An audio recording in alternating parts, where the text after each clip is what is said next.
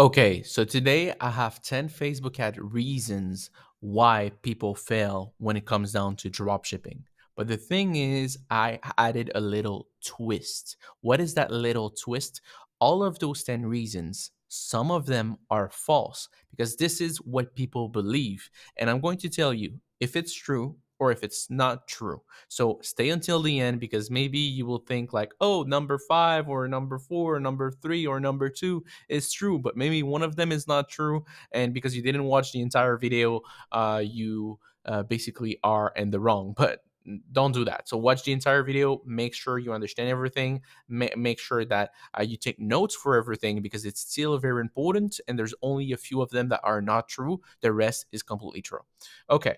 So the first thing is targeting your audience. So targeting the wrong audience. So guys, yes, if you don't have the right audience for your product, then it's not going to work. But I've made a countless amount of videos about this. Use ChatGPT to help you, or use a Grook. So this is the system that is competing with ChatGPT right now. I believe it's Grook, ChatGPT, and DeepSeek. DeepSeek is from a Chinese company. Grook is from Elon Musk, and ChatGPT is someone else in the United States that invented that with the help of Elon Musk, to be honest. Okay, so now, based on what I just told you, you want to use any of those software to help you to be able to find the correct interest. You give a description of your product, you send them the images, and they're going to come up with a few points of what age could be this product, what gender, and what type of interest or people that will like this product will be interested in. And by using ChatGPT, by using Grook, by using DeepSeek, you will make your life way more easier. So don't do everything on yourself. Use AI to make it simpler. So that's a very strong one. Poor product selection. Again, that's another one that is 100% truth. If you sell product that are not in demand or people don't want or they are oversaturated, people are not going to buy your product. At the end of the day, you're running ads to show your product to other people. You're just putting your product in front of their eyes with an appealing offer. That's it. That's what you're doing. You're not paying the algorithm to find you buyers. No, no, no.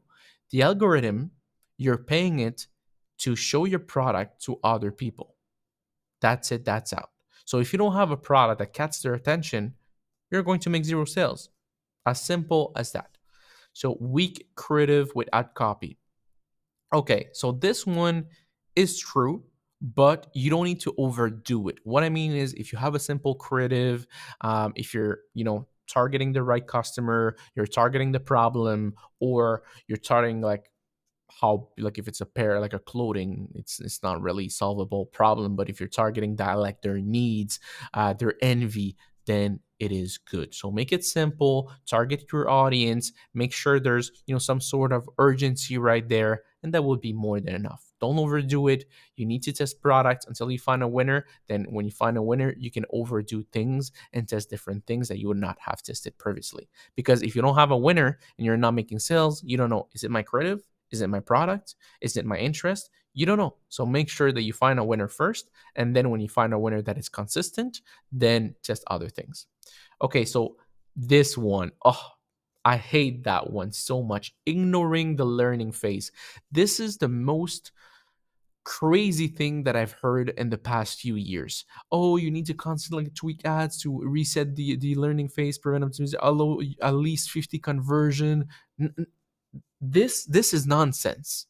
The learning phase is not a thing when you start dropshipping. Look, the learning phase is a thing when you're making sales, you're making money, and you let your ads run until they get 50 sales, and they optimize. And they optimize, and they will give you maybe 10% more, let's say, more people, cheaper people, or 10% a better CPA. But it's not like, oh, if you go to 50 sales, guarantee that your product will start being consistent and will skyrocket out of this world. That's how they present it. That's not how it is.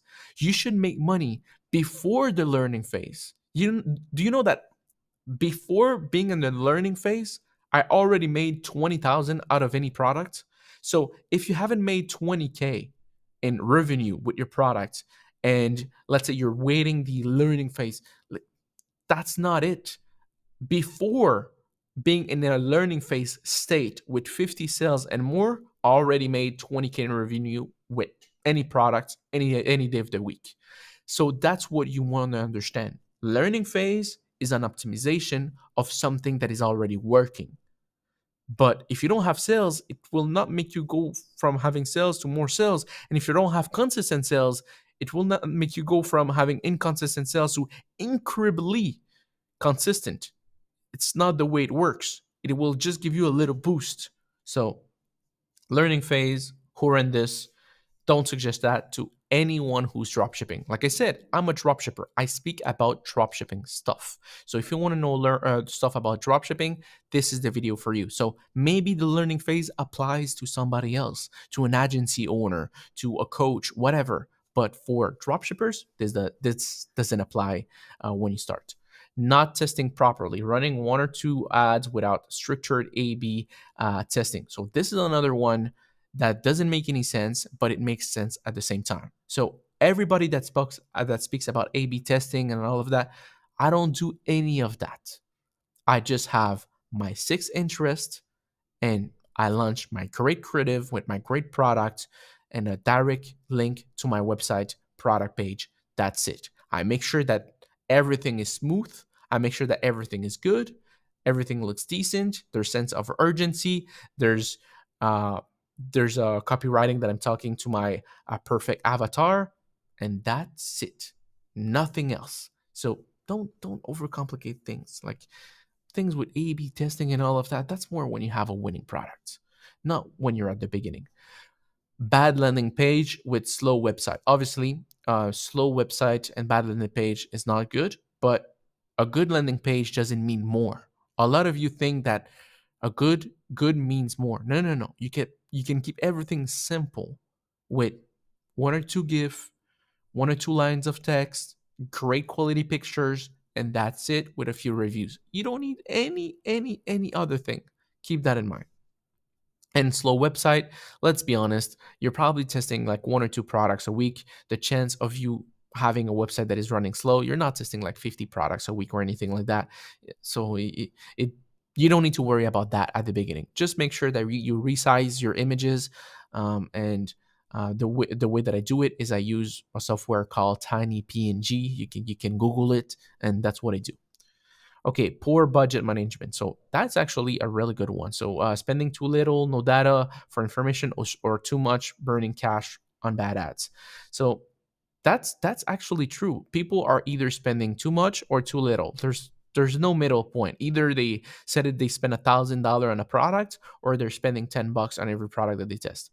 This makes completely no sense. So keep in mind, what you want to do is you want to be effective with your testing. That's what you want to do. And by doing that, you will make sales. But how can you be effective is by following the right strategy. You can go watch my brother's video for product research, my video for ad strategy. We make videos every single day of the week. So keep that in mind. So not understanding metrics. So again, this comes down to this is again a really solid one. If you don't know CTR, CPC, CPM, add to cart, basically, if you don't know your platform that you're putting your money in, you're gambling. That's what it means. You're basically gambling your savings away, and that's not what you want. So keep that in mind. Lack of retargeting and following. And that's another one that will say, not good. Why? Because don't get me wrong, retargeting and follow-ups are the most profitable things that you can do. But if you're not making sales at the beginning, what is the point? What is the point of that? There's no point. You need to start making sales. And when you start making sales, you can start retargeting, you can start doing follow-up. All of that is good. But when you're making sales at the beginning, when you're testing, there's no point. It's spending money unnecessarily. Okay, not adapting to changes. Facebook ads consistently change and failing to adapt lead to poor performance. Okay, that is a good one, but at the same time, Facebook doesn't change that fast. So you'll have the time. If you follow a proper strategy, you have good creative, you do good product selection, you don't put too much time on your website, and you follow your plan for, let's say, the next 6 months, you should have results. And there's a little change here and there on Facebook every 6 months, but it's nothing crazy. Obviously, if you're testing one product per year and you're not touching your ads ever again, when you come back on Facebook, it will be like, oh, what the hell is going on? Everything has changed. Yeah, yes, obviously it's been 1 year, but every 6 months, there's not too many things, to be honest. And if there is a few things, you will be able to notice it and just to avoid it, compared to if it's been a year or more that you're not doing it. So yeah, guys, this is the 10 points. Some of them I did agree on. The majority of them I did agree on, but others are I don't agree personally. So that's why I'm 100% transparent with you, what you need to do, what you need to succeed, and what we have done, because this is based on our experience and based on our students' experience. So, yeah, guys, wish you all an amazing rest of the day. Take care and peace out.